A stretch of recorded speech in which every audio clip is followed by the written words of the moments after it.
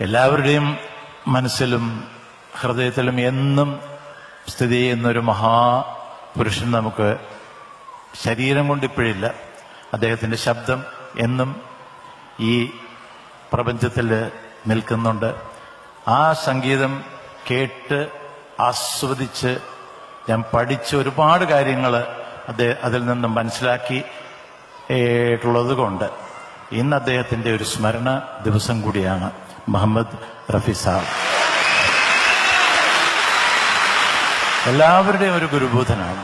പിന്നെ ഭാരതത്തിന് ലഭിച്ചിട്ടുള്ള ഗായകരിൽ വെച്ച് ഏറ്റവും എന്നെ സംബന്ധിച്ചത് പറയുമ്പോൾ എനിക്ക് വേറൊന്നും പറയാനില്ല. പക്ഷെ അദ്ദേഹത്തിന്റെ ഒരു ഭഗവാൻ ചാന്ദ് को ढूंढे पागल सूरज शाम को ढूंढे सवेरा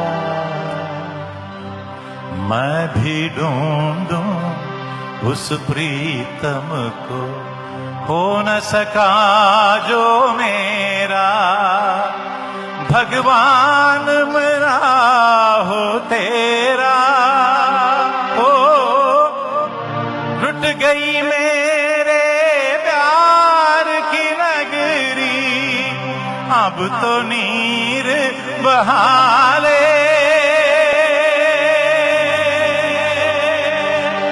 अब तो नीर बहाले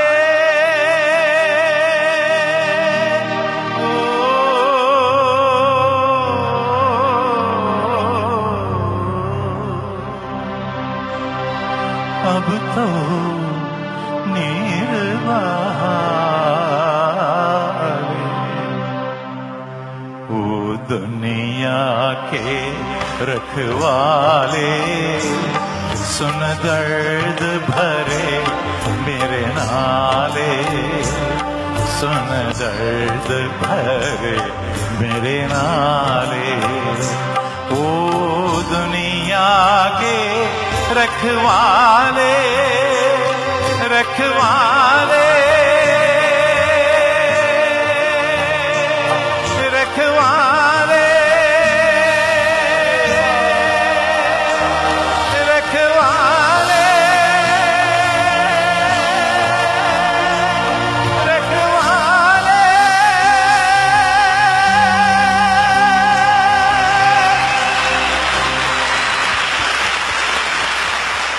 Thank you so much. I always remember what he given to me. Exactly like my father, he also given me without, seeing him only once I have seen. ഒരിക്കലും ഞാനും അദ്ദേഹം കൂടെ ഒരു പാട്ട് പാടണമെന്ന് ഉള്ളൊരു ഭാഗ്യം ലഭ്യമായി. റിഹേഴ്സൽ വരെ നടന്നു.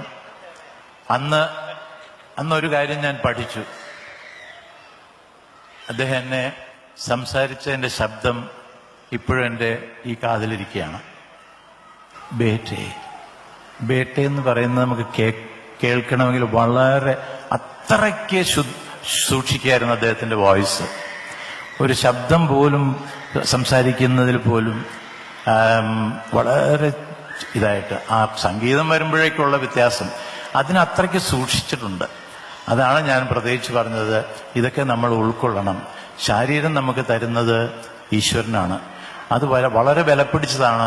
ആ വിലപിടിച്ച ആ വസ്തുവിനെ എത്രത്തോളം സൂക്ഷിക്കുന്നോ അത്രത്തോളം അത് നിലനിൽക്കും.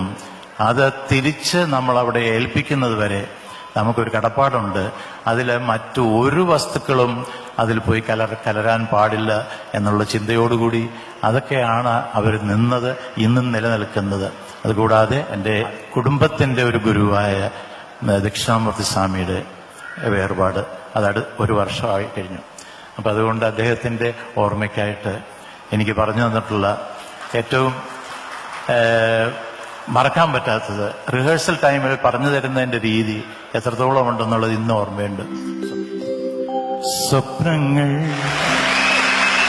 സ്വപ്നങ്ങളെ നിങ്ങൾ സ്വർഗകുമാരികളല്ലോ.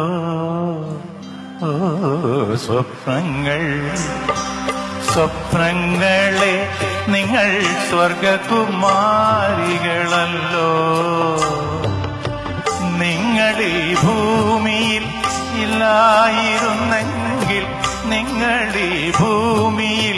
ഇല്ലായിരുന്നെങ്കിൽ നിശ്ചലം ശൂന്യമീ ലോകം.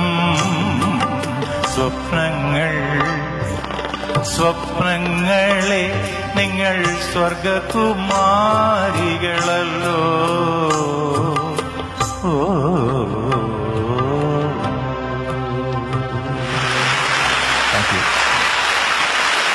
എന്തൊരു അനുഗ്രഹീതമായൊരു വേദിയാണത്. Whoever called me to be the anchor, thank you so much.